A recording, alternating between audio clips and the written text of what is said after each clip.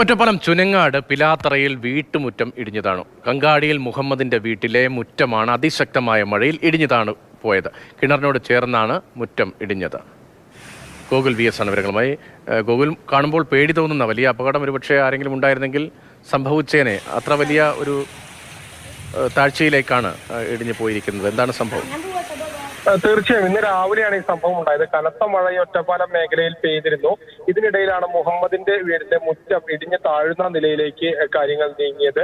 കിണറിന് സമീപമാണ് ഈ ഒരു പ്രദേശമാണ്, കുറച്ച് അളവിലുള്ള പ്രദേശമാണ് ഇടിഞ്ഞു താഴ്ന്നത്. ആരും മുറ്റത്തില്ലാത്തത് കൊണ്ട് തന്നെ വലിയൊരു അപകടം ഒഴിവായെന്ന് തന്നെ പറയാം. ആ ദൃശ്യങ്ങളിൽ നിന്ന് കാണാം, ആഴത്തിലേക്ക് അത് ആ ഇന്റർലോക്കും മറ്റും പതിക്കുന്ന രീതിയിലേക്ക് താഴുകയാണ് ചെയ്തത്. പക്ഷെ ഭാഗ്യം കൊണ്ട് മറ്റാരും ഉണ്ടായിരുന്നില്ല. ആ പ്രദേശത്ത് ആരും നിൽക്കാത്തത് കൊണ്ട് തന്നെ വലിയൊരു അപകടം ഒഴിവായി. ഇന്ന് ഒറ്റപ്പാലം മേഖലയിൽ കനത്ത മഴ പെയ്തിരുന്നു. പലയിടങ്ങളിലും വെള്ളം കയറിയിരുന്നു. അങ്ങനെ വിവിധ മേഖലകളിൽ ഇതുപോലെ വെള്ളം കയറിയ പ്രശ്നത്തിനിടയ്ക്കാണ് ഇങ്ങനെ വീടിന്റെ മുറ്റം ഇടിഞ്ഞു താഴുന്ന നിലയുണ്ടായത്.